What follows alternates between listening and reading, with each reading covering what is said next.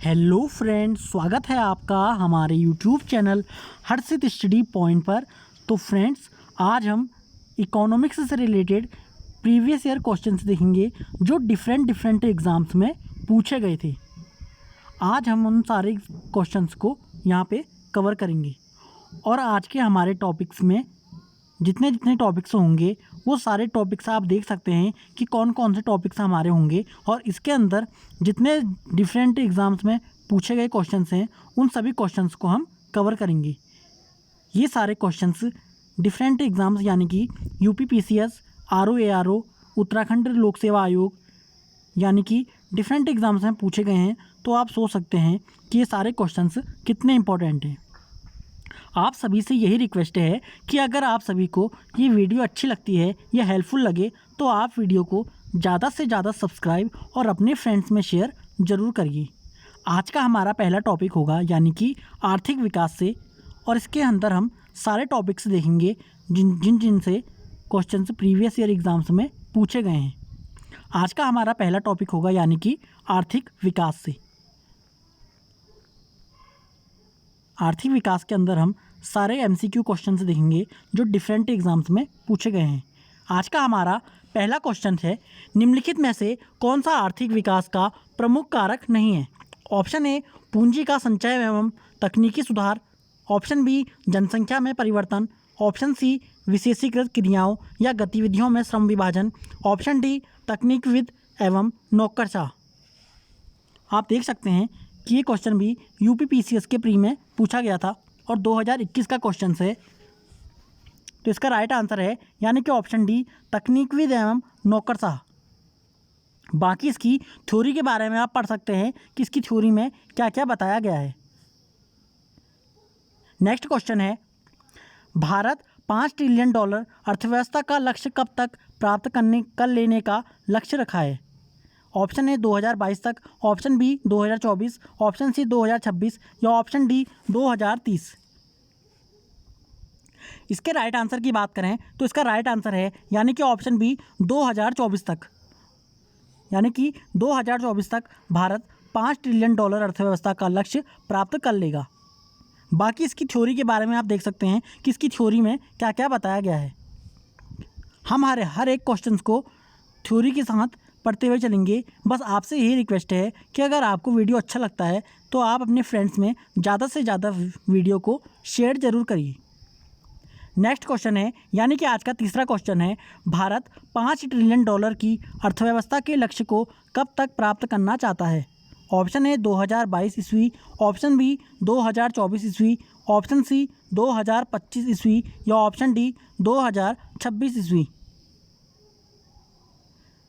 तो जैसा कि अभी हमने ऊपर क्वेश्चंस में देखा, इसका राइट आंसर है यानी कि ऑप्शन बी 2024 ईस्वी। ये क्वेश्चन भी यूपी बीईओ के प्री एग्जाम्स में पूछा गया था। नेक्स्ट क्वेश्चन है, नीचे दो कथन दिए गए हैं जिनमें से एक को कथन ए तथा दूसरे को कारण आर कहा गया है। कथन ए, राष्ट्रीय ढांचागत पाइपलाइन सरकार द्वारा वर्ष 2020 से 30 की अवधि के लिए आरंभ किया गया है। इसका कारण बताया गया है कि एनईपी का उद्देश्य सभी को समान ढांचागत सुविधा प्राप्त करना है। नीचे दिए गए कूट से सही उत्तर चुनिए। आपको इसके कारण और कथन के बारे में बताना है कि इसका कारण और कथन क्या है, मतलब क्या सही है क्या गलत है। इसके कूट को देखते हैं। ऑप्शन ए में बताया गया है ए और आर दोनों सत्य हैं और आर ए की सही व्याख्या करता है। बी, ए तथा आर दोनों सत्य हैं परंतु आर ए की सही व्याख्या नहीं करता है। सी में बताया गया है ए सत्य है परंतु आर गलत है। और डी में बताया गया है कि ए गलत है परंतु आर सत्य है। इसका राइट आंसर है यानी कि ऑप्शन डी ए गलत है परंतु आर सत्य है। यानी कि इसका कारण जो है वो सत्य है लेकिन कथन इसका गलत दिया गया है। कथन एक बार फिर देख लेते हैं। कथन बताया गया है कि राष्ट्रीय ढांचागत पाइपलाइन सरकार द्वारा वर्ष 2020 के से 30 की अवधि के लिए प्रारंभ किया गया था, तो ये इसका गलत है। बाकी इसका कारण जो है वो सही बताया गया है। बाकी इसकी थ्योरी के बारे में आप देख सकते हैं कि इसकी थ्योरी में क्या क्या बताया गया है। नेक्स्ट क्वेश्चन है, कंपनी प्रौद्योगिकी की मदद से कारोबारी प्रक्रिया की पुनर्संरचना क्यों करती है? ऑप्शन ए उपभोक्ताओं की मांग एवं अपेक्षाएं निरंतर बढ़ रही हैं। ऑप्शन बी कम लागत पर उत्पादों और सेवाओं में प्रतिस्पर्धी बढ़त प्राप्त करने हेतु सूचना प्रौद्योगिकी का लाभ उठाया जा रहा है। ऑप्शन सी अर्थव्यवस्थाओं के विश्वव्यापी उदारीकरण के साथ परिवर्तन की दर तीव्र हो गई है। या ऑप्शन डी है ये सभी। तो इसका राइट आंसर है यानी कि ऑप्शन डी ये सभी। ये सभी कंपनी प्रौद्योगिकी की मदद से कारोबारी प्रक्रिया की पुनर्संरचना करती हैं। इसके बारे में ये सभी ऑप्शन करेक्ट हैं। बाकी इसकी थ्योरी के बारे में आप देख सकते हैं कि इसकी थ्योरी में क्या क्या बताया गया है। नेक्स्ट क्वेश्चन है यानी कि छठा क्वेश्चन, अल्प विकसित अर्थव्यवस्था की सामान्यतः विशेषता होती है। पहला है प्रति व्यक्ति निम्न आय, दूसरा है पूंजी निर्माण की निम्न दर, तीसरा है निम्न आश्रितता अनुपात और चौथा है तृतीयक क्षेत्र में अधिक कार्यबल शक्ति का होना। नीचे दिए गए कूटों से सही उत्तर चुनिए।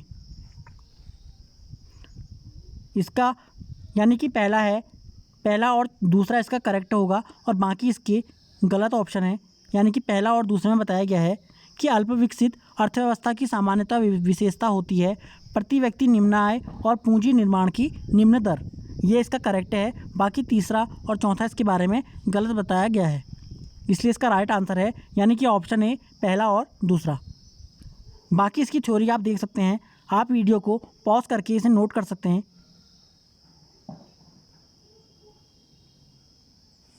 तो चलिए नेक्स्ट क्वेश्चन यानी कि सातवां क्वेश्चन है, निम्नलिखित में से कौन सी विशेषताएं भारतीय अर्थव्यवस्था को विकासशील श्रेणी में दर्शाती है। पहला है कृषि मुख्य व्यवसाय, दूसरा है प्रच्छन्न बेरोजगारी, तीसरा है मानव पूंजी की निम्न गुणवत्ता या चौथा है प्रोटीन का प्रति व्यक्ति सेवन उच्च होना। नीचे दिए गए कूटों से सही उत्तर चुनिए। आपको बताना है कि इसमें से कौन सा करेक्ट है। तो इसके राइट आंसर की बात करें तो इसका डी है यानी कि पहला, दूसरा और तीसरा इसका करेक्ट है। यानी कि भारतीय अर्थव्यवस्था को विकासशील श्रेणी में दर्शाता है कृषि मुख्य व्यवसाय और प्रच्छन्न बेरोजगारी। इसके अलावा मानव पूंजी की निम्न गुणवत्ता भारतीय अर्थव्यवस्था को विकासशील श्रेणी में दर्शाता है। ये तीन इसके करेक्ट हैं। बाकी चौथा इसके बारे में गलत दिया गया है, इसलिए इसका राइट आंसर है यानी कि ऑप्शन डी पहला, दूसरा और तीसरा। नेक्स्ट क्वेश्चन है यानी कि आज का आठवां क्वेश्चन है, भारतीय अर्थव्यवस्था वर्णित की जा सकती है। ऑप्शन ए एक पिछड़ी एवं गतिहीन अर्थव्यवस्था, ऑप्शन बी एक विकासशील अर्थव्यवस्था, ऑप्शन सी है एक अर्धविकसित अर्थव्यवस्था या ऑप्शन डी है एक विकसित अर्थव्यवस्था। तो भारतीय अर्थव्यवस्था वर्णित की जा सकती है यानी एक विकासशील अर्थव्यवस्था हमारी भारतीय अर्थव्यवस्था में आती है। इस क्वेश्चन को भी आप दे सकते हैं। ये क्वेश्चन भी यूपीपीसीएस के मेंस एग्जाम्स में पूछा गया था। नेक्स्ट क्वेश्चन है, मिश्रित अर्थव्यवस्था का अर्थ है। ऑप्शन ए जहां कृषि और उद्योग दोनों को समान महत्व दिया जाता है, ऑप्शन बी है जहां राष्ट्रीय अर्थव्यवस्था में सार्वजनिक क्षेत्र के साथ साथ निजी क्षेत्र भी विद्यमान होते हैं, और सी है जहां राष्ट्रीय अर्थव्यवस्था में भूमंडलीकरण की प्रक्रिया भारी मात्रा में स्वदेशी से प्रभावित हो, और चौथा है जहां आर्थिक नियोजन और विकास में केंद्र और राज्यों की समान भागीदारी हो। तो मिश्रित अर्थव्यवस्था का अर्थ है जहां राष्ट्रीय अर्थव्यवस्था में सार्वजनिक क्षेत्र के साथ साथ निजी क्षेत्र भी विद्यमान हो, यानी कृषि के साथ साथ पशुचारण का कार्य करना, ईटीसी मिश्रित अर्थव्यवस्था में आते हैं। बाकी इसकी आप थ्योरी में देख सकते हैं कि इसकी थ्योरी में क्या क्या बताया गया है। नेक्स्ट क्वेश्चन है, भारतीय अर्थव्यवस्था है। ऑप्शन ए मिश्रित अर्थव्यवस्था, ऑप्शन बी समाजवादी अर्थव्यवस्था, ऑप्शन सी पूंजीवादी अर्थव्यवस्था या ऑप्शन डी गांधीवादी समाजवादी अर्थव्यवस्था। तो भारतीय अर्थव्यवस्था है यानी कि ऑप्शन ए मिश्रित अर्थव्यवस्था। नेक्स्ट क्वेश्चन है, मिश्रित अर्थव्यवस्था का तात्पर्य है। आप इस क्वेश्चन को भी देख सकते हैं। ये क्वेश्चन कितने एग्जाम्स में पूछा गया है। मिश्रित अर्थव्यवस्था का तात्पर्य है, ऑप्शन ए लघु एवं वृहद दोनों उद्यमों की विद्यमानता, ऑप्शन बी है निजी एवं सार्वजनिक दोनों क्षेत्रों की विद्यमानता, ऑप्शन सी है प्राथमिक एवं द्वितीयक दोनों क्षेत्रों की विद्यमानता या ऑप्शन डी है उपयुक्त में से कोई नहीं। जैसा कि अभी हमने बात की ऊपर क्वेश्चंस में, इसका राइट आंसर है यानी कि ऑप्शन बी निजी एवं सार्वजनिक दोनों क्षेत्रों की विद्यमानता। 12वां क्वेश्चन है, निम्नलिखित में से कौन सी भारतीय अर्थव्यवस्था का प्रमुख लक्षण है? ऑप्शन ए पूंजीवादी अर्थव्यवस्था, ऑप्शन बी समाजवादी अर्थव्यवस्था, ऑप्शन सी मिश्रित अर्थव्यवस्था या ऑप्शन डी उपरोक्त में से कोई नहीं। इस क्वेश्चन को भी आप देख सकते हैं कि ये क्वेश्चन भी कितने एग्जाम्स में पूछा गया है। इसका राइट आंसर है यानी कि ऑप्शन सी मिश्रित अर्थव्यवस्था। नेक्स्ट क्वेश्चन है, भारत में मिश्रित अर्थव्यवस्था का अर्थ है? जैसा कि अभी हमने देखा तो इसका राइट आंसर है यानी कि ऑप्शन सी सार्वजनिक तथा निजी क्षेत्र का सह अस्तित्व। 14वां क्वेश्चन है, भारत में किस तरह की अर्थव्यवस्था है? ऑप्शन ए समाजवादी, ऑप्शन बी गांधीवादी, ऑप्शन सी मिश्रित या ऑप्शन डी स्वतंत्र। तो भारत में हमें मिश्रित अर्थव्यवस्था देखने को मिलती है। नेक्स्ट क्वेश्चन है, यह सत्य होगा कि भारत को परिभाषित किया जाए? एक खाद्य की कमी वाली अर्थव्यवस्था के रूप में, ऑप्शन बी है एक श्रम आधिक्य वाली अर्थव्यवस्था के रूप में, सी है एक व्यापार आधिक्य वाली अर्थव्यवस्था के रूप में या ऑप्शन डी है एक पूंजी आधिक्य वाली अर्थव्यवस्था के रूप में। इसका राइट आंसर है यानी कि ऑप्शन बी। ऑप्शन बी देख लेते हैं, ऑप्शन की बी में क्या बताया गया है, यानी कि एक श्रम आधिक्य वाली अर्थव्यवस्था के रूप में भारत को परिभाषित किया जाता है, यानी कि इसका राइट आंसर है ऑप्शन बी। नेक्स्ट क्वेश्चन है यानी कि 16वां क्वेश्चन, निम्नलिखित में से क्या सही ढंग से समझाता है कि भारत अल्पविकसित अर्थव्यवस्था है? पहला है आय का असमान वितरण, दूसरा है उच्च निर्भरता दर, तीसरा है राष्ट्रीय आय में वृद्धि की धीमी दर और चौथा है बैंक व वित्तीय क्षेत्र में परिवर्तन।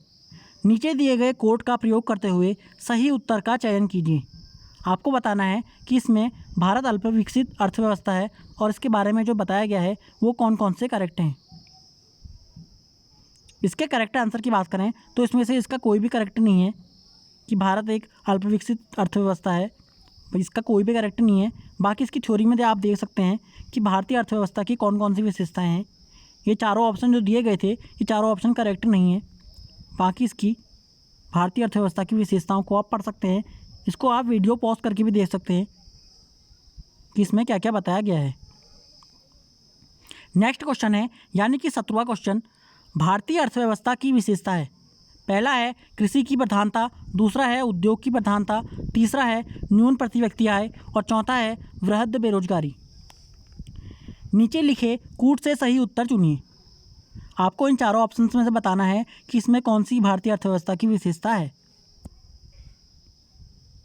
इसका राइट आंसर है यानी कि ऑप्शन डी पहला, तीसरा और चौथा, यानी कि भारतीय अर्थव्यवस्था में कृषि की प्रधानता है, इसके अलावा न्यून प्रति व्यक्ति आय है और वृहद बेरोजगारी भी दिखाई देती है। बाकी दूसरा इसका करेक्ट नहीं है, इसलिए इसका राइट आंसर है ऑप्शन डी। नेक्स्ट क्वेश्चन है, बाकी इसकी थ्योरी आप पढ़ सकते हैं कि इसकी थ्योरी में भी क्या क्या बताया गया है। 18वां क्वेश्चन है, देश की वृद्धि में निम्न में से कौन सा अनार्थिक तत्व है? ऑप्शन ए सामाजिक व्यवहार, ऑप्शन बी प्राकृतिक संसाधन, ऑप्शन सी शक्ति संसाधन या ऑप्शन डी पूंजी संसाधन। तो देश की वृद्धि में अनार्थिक तत्व है यानी कि ऑप्शन ए सामाजिक व्यवहार। नेक्स्ट क्वेश्चन है, भारत की अर्थव्यवस्था कैसी है? ऑप्शन ए पिछड़ी हुई, ऑप्शन बी विकसित, ऑप्शन सी विकासशील या ऑप्शन डी अल्प विकसित। तो भारत की अर्थव्यवस्था है यानी कि ऑप्शन सी विकासशील। बाकी इसकी थ्योरी आप पढ़ सकते हैं कि इसकी थ्योरी में भी क्या क्या बताया गया है। 20वां क्वेश्चन है, निम्न में से कौन आर्थिक सुधारों के द्वितीय प्रजनन में सरकार द्वारा चिन्हित किए गए हैं का भाग नहीं है? ऑप्शन ए तेल के क्षेत्र में सुधार, ऑप्शन बी सार्वजनिक क्षेत्र में सुधार, ऑप्शन सी न्यायिक प्रणाली में सुधार या ऑप्शन डी शासकीय एवं सार्वजनिक संस्थाओं के सुधार। आपको बताना है कि इसमें से कौन सा इसका भाग नहीं है।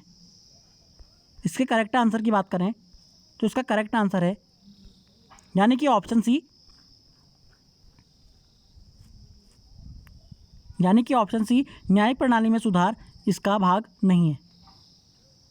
बाकी आप इसकी थ्योरी में देख सकते हैं कि इसकी थ्योरी में क्या क्या बताया गया है। उपयुक्त विकल्पों में न्यायिक प्रणाली में सुधार को छोड़कर बाकी सभी विकल्प सरकार द्वारा चिन्हित के भाग हैं, यानी कि second generation of economic reform के भाग हैं, अतः विकल्प सी अभीष्ट उत्तर है। नेक्स्ट क्वेश्चन है, यानी कि आज का लास्ट क्वेश्चन है, विकास का भारतीय मॉडल किसके हितों की सुरक्षा करता है? ऑप्शन ए व्यक्ति, ऑप्शन बी राज्य, ऑप्शन सी व्यक्ति और राज्य दोनों, या ऑप्शन डी उपयुक्त में से कोई नहीं। तो विकास का भारतीय मॉडल व्यक्ति और राज्य दोनों के हितों की सुरक्षा करता है। बाकी इसकी थ्योरी आप पढ़ सकते हैं कि इसकी थ्योरी में क्या क्या बताया गया है। इसके बाद हम कल हमारा टॉपिक होगा राष्ट्रीय आय, और राष्ट्रीय आय के अंदर हम डिफरेंट एग्जाम्स में पूछे गए क्वेश्चन से देखेंगे। आज का हमारे 21 क्वेश्चन कंप्लीट हुए। अगर आपको वीडियो हेल्पफुल और अच्छी लगी हो, अगर आपको लगा हो कि ये जो वीडियो है वो हेल्पफुल है, तो आप वीडियो को ज़्यादा से ज़्यादा सब्सक्राइब और अपने फ्रेंड्स में शेयर ज़रूर करिएगा। धन्यवाद।